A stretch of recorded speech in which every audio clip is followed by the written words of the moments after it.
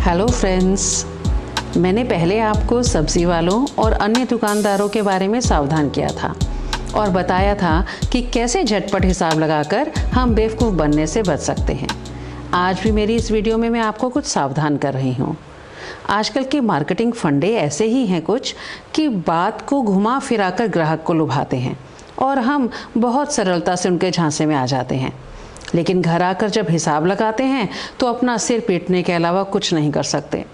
तो अगर हम पहले से ही इन सब बातों से अवगत हों तो हमें गिल्ट नहीं होगा कि हम लुट कर आ गए, उसने हमें पागल बना दिया वगैरह वगैरह। हमेशा दिमाग में एक बात रखिए, दुकानदार चालाक तो हम चतुर। हम जब बाज़ार जाते हैं, ज़्यादातर त्योहारों के मौके पर सभी शोरूम्स में होड़ होती है ग्राहक को अट्रैक्ट करने की।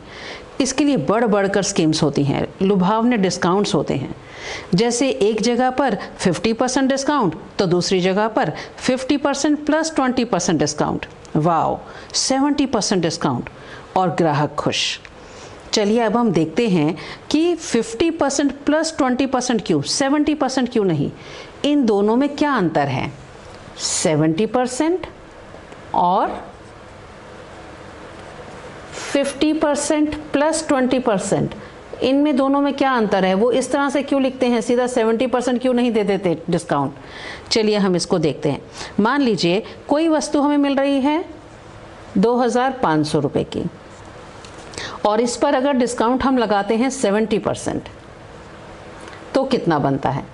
तो मैंने आपको कैसे बताया हुआ है, पहले 70% कैसे निकालना है। आप ऑरल भी निकाल सकते हो, लिखकर भी निकाल सकते हो। जैसे 10% होगा इसका 250 रुपये, 250 यहाँ से हम एक ज़ीरो काट देंगे तो 250 का 7 टाइम्स कर देंगे, है ना, यानी कि 1750 रुपये। और अगर आप कैलकुलेट करके करना चाहें तो ये ज़ीरो से गई ज़ीरो, इस ज़ीरो से गई ये ज़ीरो, और हमारा आ गया 25 × 7 175 और ज़ीरो का ज़ीरो, तो 1750 रुपीज़, यानी कि 70% हमारा बनता है 1750 रुपीज़। और हमें देना पड़ेगा उसको, तो हमारी चीज़ की कॉस्ट कितनी पड़ेगी 750 रुपीज़, यानी कि तो ये वस्तु हमें पड़ती है 750 की और दुकानदार हमसे ले लेता है 1000 रुपये। और हम हैरान कि ये क्या हुआ, ये तो 750 रुपये की थी। तो अब दुकानदार कहता है जी 70% नहीं है डिस्काउंट, 50% प्लस 20% है। तो अब वो कैसे हुआ, देखते हैं। 50% ऑफ 2500 कितना होगा, 1250 रुपये, ठीक। और अब ये जो 20% है ये 2500 पर नहीं है, ये आपका है 20% ऑफ जो आपका रिमेनिंग अमाउंट बचा, यानी कि 2500 में से 50% लेस करने के बाद जो अमाउंट बचा 1250, इसका 20% है, यानी कि आपका हो जाएगा 250 रुपीज़। तो टोटल कितना हो गया डिस्काउंट आपका 1500 रुपीज़, और आपको कॉस्ट कितनी पड़ी उसकी 1000 रुपीज़, ठीक है। तो अब यहाँ आपको लग गई 250 रुपये की चपत। तो यहाँ इन सब बातों से आप सावधान हो जाइए। ये इस तरह से जो लुभावने स्कीम्स होती हैं मार्केट में, इनको आप देखिए कि किस तरह से ये आपको स्कीम दे रहे हैं और कैसे दे रहे हैं, उसका हिसाब लगाकर ही आप शॉप में घुसिए। तो दोस्तों संभल जाइए, त्योहारों में शॉपिंग कीजिए मगर बेवकूफ़ मत बनिए। चलिए एक उदाहरण और लेते हैं।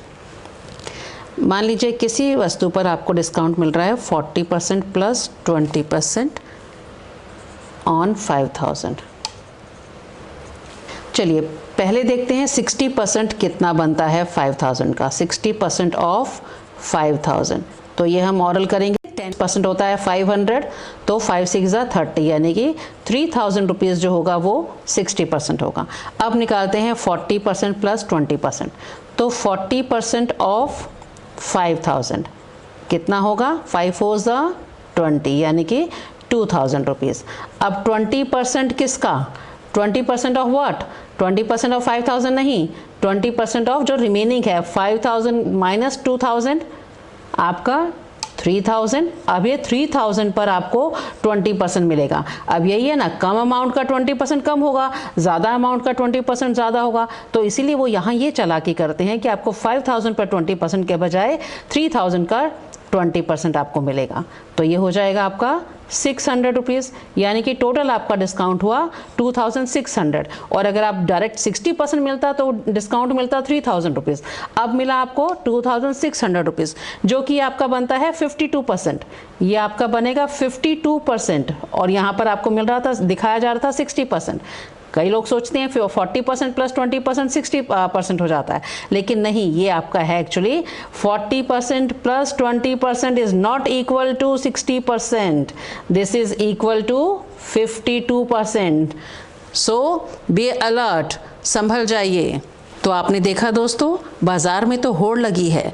आप ऑनलाइन शॉपिंग करो तो इस तरह के प्रलोभन को पहचानो, जल्दबाजी से नहीं, हिसाब लगाकर खरीदारी करो। और अगर आपको ये वीडियो अच्छी लगी तो क्या करना है, आपको इस वीडियो को लाइक करना है और शेयर करना है, और मेरा चैनल सब्सक्राइब कीजिए। Thank you.